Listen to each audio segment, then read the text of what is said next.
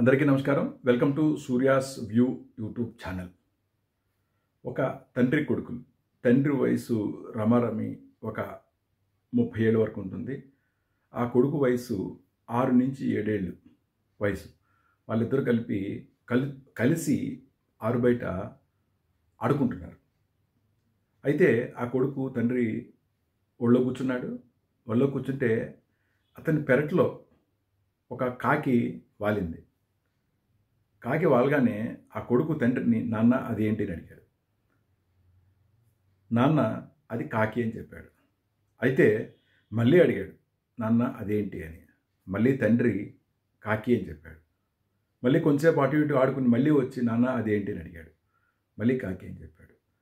అట్లా ఒక 10 నిమిషాల వ్యవధిలో దగ్గర ఒక 10 సార్లు అడిగాడు, నాన్న అది ఏంటి అని. నాన్న ఓపిగ్గా ప్రతిసారి అది కాకి అని చెప్పాడు. అయితే కాలం గడుస్తోంది. ఈ కొడుకు పెరిగి చదువుకుని పెళ్లి చేసుకుని పెద్దవాడైపోయాడు. అయితే తండ్రి ముసలివాడైపోయాడు. తండ్రి ముసలివాడు అవడంతో తను జాబ్ రిటైర్డ్ అయిపోయాడు. ఇంటి ముందు గుమ్మం దగ్గర కూర్చుని రామాయణం భాగవతం చదువుకుంటూ ఉన్నాడు. కొడుకు కోసం ఒక ఫ్రెండ్ వచ్చాడు. ఫ్రెండ్ అలా చూసుకుని లోపలికి వెళ్ళాడు. వాళ్ళ నాన్నగారు చూసుకుని అట్లా లోపలికి వెళ్ళాడు. నాన్నగారు, ఎవర్రా అబ్బాయి, ఆ అబ్బాయి పేరేంటి అని అడిగాడు. కొడుకు పేరు చెప్పాడు. ఇంకొక ఫ్రెండ్ వచ్చాడు. మళ్ళీ ఇంట్లోకి వెళ్ళాడు. వాళ్ళ నాన్నగారు మళ్ళీ వాళ్ళ అబ్బాయిని, నాన్న ఆ అబ్బాయి పేరేంటి అని అడిగాడు. కొడుక్కి ఎక్కడలేనంత కోపం వచ్చేసింది.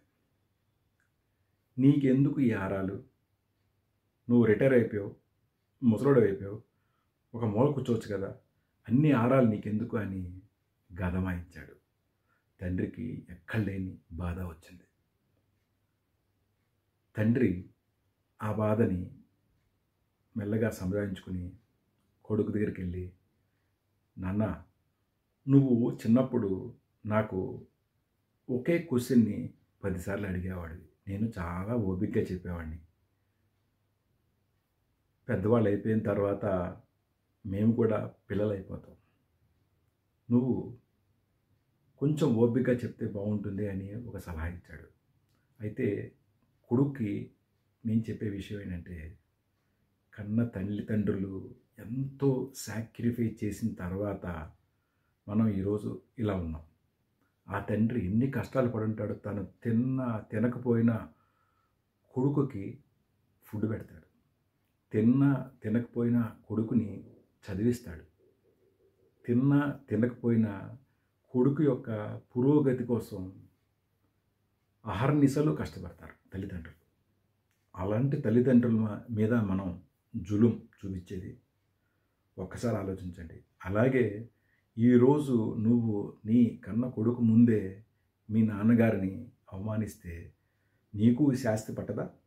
ఒక్కసారి ఆలోచించండి. కన్న తల్లిదండ్రులని చక్కగా చూసుకోవాలి. వాళ్ళే కనిపించే దైవాలు. మీకు దైవాలంటే ఎక్కడో ఉండరు, తల్లిదండ్రులే కనిపించే దైవాలు. సహనం, తల్లిదండ్రుల్ని చూసుకోవడం రెండు చాలా ముఖ్యం. హోప్ నా వీడియో మీకు నచ్చినట్టుగా భావిస్తాను. Thank you so much. Survey జనా సుఖినో భవంతు.